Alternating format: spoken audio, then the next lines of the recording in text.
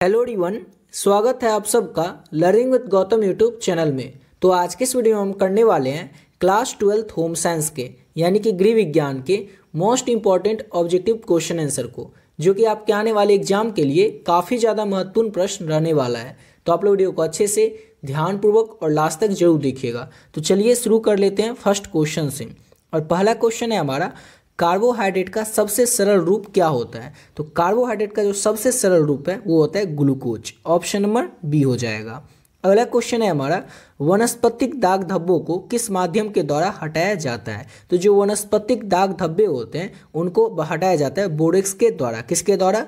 तो बोरेक्स के द्वारा वनस्पतिक दाग धब्बों को हटाया जाता है। ऑप्शन नंबर ए हो जाएगा। अगला क्वेश्चन है, वस्त्र आवश्यक है। वस्त्र यानी कि कपड़ा। कपड़ा आवश्यक क्यों होता है? क्योंकि ये हमारे शरीर को आवरण प्रदान करता है, ये शरीर को गर्म रखता है और सामाजिक प्रतिष्ठा हेतु यानी कि इन सभी कारणों से जो वस्त्र होते हैं, कपड़े होते हैं, ये हमारे लिए आवश्यक होते हैं। इसलिए इसका ऑप्शन हो जाएगा डी, इनमें से सभी। अगला क्वेश्चन है हमारा, इनमें से कौन प्राणिज धब्बा है। चार ऑप्शन में से आपको बताना है कि प्राणिज धब्बा कौन सा है। तो दूध का जो धब्बा होता है ये प्राणिज धब्बा के अंतर्गत आता है, यानी कि ऑप्शन नंबर इसका ए हो जाएगा। अगला क्वेश्चन है, माँ के स्तन से निकलने वाला पहला दूध क्या कहलाता है। तो माँ के स्तन से निकलने वाला जो पहला दूध होता है वो कहलाता है कोलोस्ट्रॉम। ऑप्शन नंबर डी हो जाएगा। मोस्ट इंपॉर्टेंट क्वेश्चन है ये, इसको अच्छे से याद रखिएगा कि माँ के स्तन से निकलने वाला पहला दूध क्या कहलाता है। तो कोलोस्ट्रॉम कहलाता है। ऑप्शन नंबर डी हो जाएगा। अगला क्वेश्चन है हमारा, उपभोक्ता संरक्षण अधिनियम के अंतर्गत उपभोक्ताओं को क्या क्या अधिकार दिए गए हैं। तो उपभोक्ता संरक्षण अधिनियम के अंतर्गत उपभोक्ताओं को जो है चयन का अधिकार दिया गया कि उपभोक्ता अपने पसंद के अनुसार चयन कर सकते हैं। सुरक्षा का अधिकार दिया गया और उपभोक्ताओं के शिक्षा का अधिकार दिया गया। तो याद रखिएगा, उपभोक्ता संरक्षण अधिनियम के अंतर्गत उपभोक्ताओं को ये सभी प्रकार के अधिकार प्रदान किए गए हैं, यानी कि ऑप्शन डी हो जाएगा, इनमें से सभी। अगला क्वेश्चन है, बच्चों को पूरक आहार कितने माह के बाद देना चाहिए। तो बच्चों को जो पूरक आहार होता है वो देना चाहिए 6 माह के बाद, यानी कि जब बच्चा 6 महीने का हो जाता है उसके बाद बच्चे को पूरक आहार देना चाहिए। ऑप्शन नंबर ए हो जाएगा। अगला क्वेश्चन है, प्राथमिक रंग है। तो प्राथमिक रंग जो है कितने होते हैं। तो प्राथमिक रंग 3 ही होते हैं। ऑप्शन नंबर ए हो जाएगा। याद रखिएगा, ये भी इंपॉर्टेंट क्वेश्चन है। अगला क्वेश्चन करते हैं और नेक्स्ट क्वेश्चन है हमारा, दूध अच्छा होता है। तो दूध जो है ये क्यों अच्छा होता है? क्योंकि ये कैल्शियम का मुख्य स्रोत है। ऑप्शन नंबर इसका ए हो जाएगा। तो दूध और दूध से बने हुए जो पदार्थ होते हैं ये कैल्शियम के मुख्य स्रोत हैं, इसीलिए अच्छे होते हैं। ऑप्शन नंबर ए हो जाएगा। और कैल्शियम से हमारे शरीर में क्या होता है, हड्डियाँ और दांतें जो होती है वो मजबूत होती हैं। अगला क्वेश्चन कर लेते हैं और नेक्स्ट क्वेश्चन है, रोग निरोधी क्षमता कितने प्रकार की होती है। तो रोग निरोधी क्षमता जो है ये 2 प्रकार की होती है। याद रखिएगा, 2 प्रकार की होती है रोग निरोधी क्षमता। अगला क्वेश्चन है, सिरका है। तो सिरका क्या है? तो सिरका एक अम्लीय पदार्थ है। सिरका क्या है? तो याद रखिएगा, सिरका एक अम्लीय पदार्थ है। ऑप्शन नंबर ए हो जाएगा।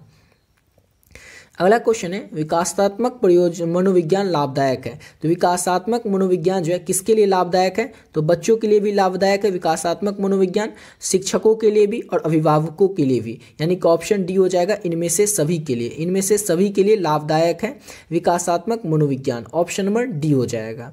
अगला क्वेश्चन है हमारा, जंग का धब्बा है। तो जंग का जो धब्बा है किस प्रकार का धब्बा होता है? तो ये खनिज धब्बा होता है। याद रखिएगा, जंग का जो धब्बा है ये एक प्रकार का खनिज धब्बा होता है। ऑप्शन नंबर बी हो जाएगा। अगला क्वेश्चन है, बैगनी रंग है। तो बैगनी रंग जो है किस तरह का रंग है? तो बैगनी रंग जो है प्राथमिक रंग के अंतर्गत आता है। ऑप्शन नंबर ए हो जाएगा। समझ गए? चलिए अगला क्वेश्चन करते हैं और नेक्स्ट क्वेश्चन करने से पहले आपको बताना चाहेंगे कि अगर अभी तक आप लोग होम साइंस के जो इंपॉर्टेंट गेस क्वेश्चन का पीडीएफ है इसको नहीं लिए तो किस तरह से इसको आप लोग ले सकते हैं। ऑलरेडी बहुत सारे बच्चे होम साइंस के इस पीडीएफ को ले चुके हैं और अपने एग्जाम की तैयारी बढ़िया तरीके से कर भी रहे हैं। तो जो भी बच्चे पहले से इस पीडीएफ को ले लिए, वीडियो को थोड़ा स्किप करके अगले क्वेश्चन से आप लोग देख लीजिएगा। जो लोग अभी तक इस पीडीएफ को नहीं लिए उनको बता दें कि इसमें आपको क्या क्या मिलेगा और इसको आप किस तरह से ले सकते हैं। तो इसमें मिलेगा आपको होम साइंस के इंपॉर्टेंट गेस ऑब्जेक्टिव क्वेश्चन और सब्जेक्टिव क्वेश्चन। आपके होम साइंस में जितने भी चैप्टर हैं सभी चैप्टर के चैप्टर वाइज इंपॉर्टेंट ऑब्जेक्टिव और सब्जेक्टिव क्वेश्चन इस पीडीएफ में ऐड किया गया है। साथ ही साथ आपको मिल रहा है इसके साथ साथ पीवाईक्यू, यानी पिछले 11 साल में 2013 से लेकर के 24 तक में पिछले 11 साल में जो भी प्रश्न आपके एग्जाम में पूछे गए हैं ऑब्जेक्टिव प्रश्न, सारा का सारा प्रश्न आप लोगों को आंसर के साथ इस पीडीएफ में देखने को मिल जाएगा। और और इतना सब कुछ अगर आप लोग कर लेते हैं ना तो इसके अलावा तो आपको कुछ करने की जरूरत ही नहीं पड़ेगी। और इतना सब कुछ जो है ये आपको केवल और केवल 20 रुपये में मिल रहा है, 20 रुपीज़ में मिल रहा है। इतना कम इसीलिए इसका प्राइस रखें ताकि हर एक बच्चा इस PDF को ले सकेगा, एफोर्ड कर सकेगा और अपने आने वाले एग्जाम की तैयारी बेहतर ढंग से कर पाएगा। समझ गए? लेना कैसे है? तो ये नंबर है 7903820891। इस नंबर पे आप लोगों को क्या करना है, फोन पे, गूगल पे, पेटीएम किसी भी माध्यम से केवल और केवल 20 रुपीज़ पे कर देना। और जैसे आप पे कीजिएगा इस नंबर पे 20 रुपये 20 रुपीज़, आपको क्या करना है, इसी नंबर से व्हाट्सएप भी है, यानी कि इसी नंबर पे आपको पे भी करना है और इसी नंबर से व्हाट्सएप जो है, इस व्हाट्सएप पे आपको क्या करना है, स्क्रीनशॉट भेज देना है और बस एक छोटा सा मैसेज कर देना होम साइंस, ताकि ये पता चल जाए आपको होम साइंस का PDF चाहिए। जैसे आप पे करके स्क्रीनशॉट भेजोगे, सब्जेक्ट का नाम बताओगे, आपको जो PDF है तुरंत मिल जाएगा। समझ गए? और इसमें जितना ऑब्जेक्टिव और सब्जेक्टिव, अगर इसको आप लोग अच्छे तरीके से कर लेते हैं तो आपके एग्जाम में जो भी प्रश्न आएंगे इसके बाहर से आपको एक भी प्रश्न देखने को नहीं मिलेगा। क्यों? क्योंकि आपके एग्जाम में क्वेश्चन कहीं से भी आएगा तो आएगा बुक से, बुक के किसी चैप्टर से। और इतना अगर आप लोग अच्छे से कर लेते हैं तो आपके एग्जाम में एक भी प्रश्न इसके बाहर से आपको देखने को नहीं मिलेगा। समझ गए? क्योंकि इसमें हर एक चैप्टर का ऑब्जेक्टिव और सब्जेक्टिव ऐड कर दिया गया है। तो जो भी बच्चे अभी तक बचे हुए नहीं लिए इस PDF को, जितना भी टाइम बचा हुआ आपके पास, इस PDF को लेकर के आप लोग अच्छे तरीके से अपने एग्जाम की तैयारी कर सकते हैं। समझ गए? चलिए बातें अपने अगले क्वेश्चन पे। और अगला क्वेश्चन है हमारा, कौन सी रेखा लंबाई की आभासी है? कौन सी रेखा लंबाई की आभासी है? तो खड़ी रेखा, ऑप्शन नंबर ए हो जाएगा। अगला क्वेश्चन है, किसान विकास पत्र खरीदते हैं, तो किसान जो है विकास पत्र कहाँ से खरीदते हैं? तो डाकखाने से, यानी कि डाकघर से किसान जो होते हैं ये विकास पत्र को खरीदते हैं, ऑप्शन नंबर सी हो जाएगा। अगला क्वेश्चन है, जन्म के समय भारतीय बच्चों की औसत लंबाई है, तो जन्म के समय भारतीय बच्चों की औसत लंबाई कितनी होती है? तो 50 सेंटीमीटर होती है जन्म के समय भारतीय बच्चों की औसत लंबाई, यानी कि ऑप्शन नंबर सी हो जाएगा। अगला क्वेश्चन है, शारीरिक विकास की सबसे महत्वपूर्ण अवस्था है, तो ये मोस्ट इंपॉर्टेंट ये क्वेश्चन है कि शारीरिक विकास की सबसे महत्वपूर्ण अवस्था कौन सी होती है? तो ऑप्शन नंबर इसका हो जाएगा बाल, यहाँ पर किशोर अवस्था होना चाहिए तो वैसे, लेकिन दिया नहीं है तो ऑप्शन में से नहीं दिया तो बाल अवस्था लगा सकते हैं, लेकिन अगर ऑप्शन में किशोर अवस्था होगा तो याद रखिएगा किशोर अवस्था आप लगाएंगे। अगला क्वेश्चन है, क्षय रोग फैलने का माध्यम है, तो क्षय रोग कैसे फैलता है? तो क्षय रोग जो है ये दूषित वायु के द्वारा ही फैलता है, यानी कि ऑप्शन नंबर ए हो जाएगा, दूषित वायु के द्वारा क्षय रोग फैलता है। अगला क्वेश्चन है, ब्याज एवं लाभांश पारिवारिक आय का कौन सा प्रकार है? तो ब्याज लाभांश जो है ये पारिवारिक आय का मौद्रिक प्रकार है, ऑप्शन नंबर इसका ए हो जाएगा। अगला क्वेश्चन है हमारा नेक्स्ट क्वेश्चन, कीड़ों को वस्त्रों से दूर रखने के लिए निम्न में से किसका प्रयोग किया जाता है? तो सूखी नीम की पत्तियों का, नेपथलीन की गोलियों का और समाचार पत्र के स्याही का, यानी कि ऑप्शन डी हो जाएगा, इनमें से सभी का प्रयोग किया जाता है कीड़ों को वस्त्रों से दूर रखने के लिए, ऑप्शन डी हो जाएगा। अगला क्वेश्चन है हमारा, रोग निरोधी क्षमता कितने प्रकार की होती है? रोग निरोधी क्षमता जो है कितने प्रकार की होती है? तो रोग निरोधी क्षमता 2 प्रकार की होती है, ऑप्शन नंबर बी हो जाएगा। अगला क्वेश्चन है, महिला प्रजनन तंत्र है, 4 ऑप्शन में से आपको बताना है महिला प्रजनन तंत्र क्या है? तो इसका देखिए तीनों ऑप्शन जो है ये हो जाएगा महिला प्रजनन तंत्र, ये तीनों क्या है? तो महिला प्रजनन तंत्र है, ऑप्शन नंबर डी हो जाएगा, इनमें से सभी। अगला क्वेश्चन है, इनमें से कौन गलत है मासिक चक्र के लिए? तो ये बहुत ज़्यादा कष्टदायक होता है लेकिन इतना ज़्यादा नहीं होता है, इसलिए ऑप्शन इसका बी हो जाएगा, ये जो है गलत है, ऑप्शन नंबर बी हो जाएगा। अगला क्वेश्चन है, कौन सा हार्मोन केवल महिलाओं में स्रावित होता है? कौन सा हार्मोन केवल महिलाओं में स्रावित होता है? तो प्रोलैक्टिन हार्मोन, प्रोलैक्टिन हार्मोन जो है ये केवल महिलाओं में स्रावित होता है, ऑप्शन नंबर ए हो जाएगा।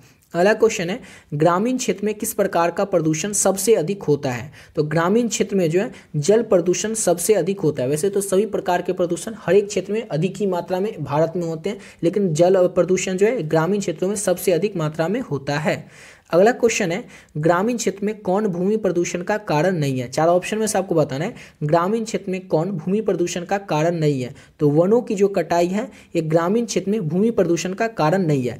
नालियों की पानी, खेल क्षेत्र में मल त्याग करना और कीटनाशक दवाई जो होते हैं उसका उपयोग करना ग्रामीण क्षेत्र में भूमि प्रदूषण का मेन कारण है। ऑप्शन नंबर इसका वैसे डी हो जाएगा, क्योंकि क्वेश्चन था कौन कारण नहीं है, तो वनों की कटाई।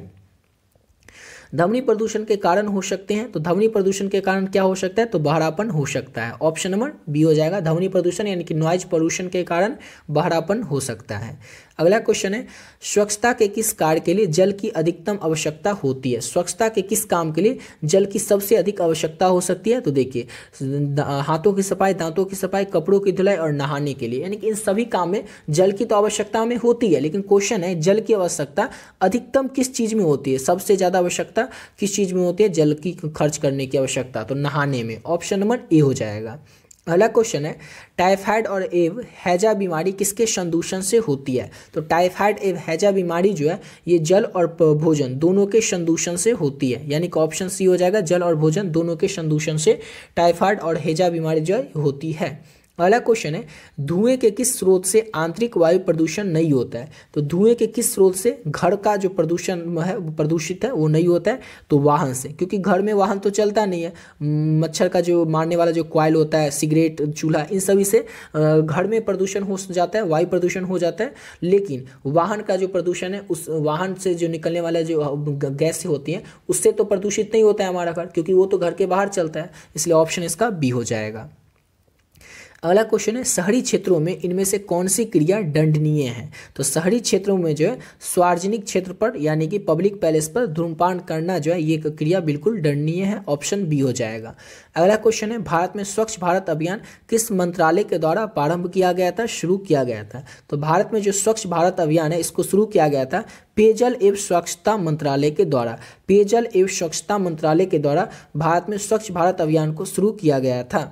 अगला क्वेश्चन है, भारत में विश्व शौचालय दिवस किस दिन मनाया जाता है? तो भारत में जो विश्व शौचालय दिवस है ये मनाया जाता है प्रत्येक वर्ष 19 नवंबर को। ऑप्शन नंबर इसका ए हो जाएगा। और आज के इस वीडियो का लास्ट क्वेश्चन है हमारा, आहार आयोजन किस बचत में मदद करता है? तो आहार आयोजन जो है ईंधन, समय और ऊर्जा इन तीनों की बचत में मदद करता है। ऑप्शन नंबर डी हो जाएगा, उपयुक्त सभी की, इन सभी की बचत में हमारी मदद करता है आहार आयोजन में। और ईंधन, समय और ऊर्जा में आहार आयोजन जो है किसकी बचत में मदद करता है? तो ईंधन, समय और ऊर्जा की। ऑप्शन डी हो जाएगा, उपयुक्त सभी में। इसी के साथ वीडियो पे कंप्लीट करते हैं। आशा करता हूँ आप लोग को वीडियो अच्छा लगा होगा और मिलते हैं नेक्स्ट वीडियो में नए वीडियो के साथ। ऊपर जो आपको पीडीएफ बताएं, जो भी बच्चे अभी तक उस पीडीएफ को नहीं लिए उसको आप लोग जरूर ले लीजिएगा। उसमें जितने क्वेश्चन है अगर आप लोग उसको अच्छे से कर लेते हैं तो आपसे एग्जाम में एक भी प्रश्न छूटने वाला नहीं है। और प्राइस कोई खास नहीं है, 20 रुपीज़ यानी कि केवल 20 रुपये है। वो भी इसीलिए रखें ताकि हर एक बच्चा इसको ले सकेगा, समझ गए? चाहते तो इसी का प्राइस 50 रुपये, 100 रुपये भी रख सकते थे, लेकिन 20 रुपये इसीलिए रखें ताकि हर एक बच्चा इसको ले सकेगा। तो जो भी बच्चे अभी तक नहीं लिए, बचे हुए, इसको जरूर ले लीजिएगा। इसको और अच्छे से कर लेते हैं तो आपके एग्जाम में सारे प्रश्न आपको इसी पीडीएफ से देखने को मिल जाएगा।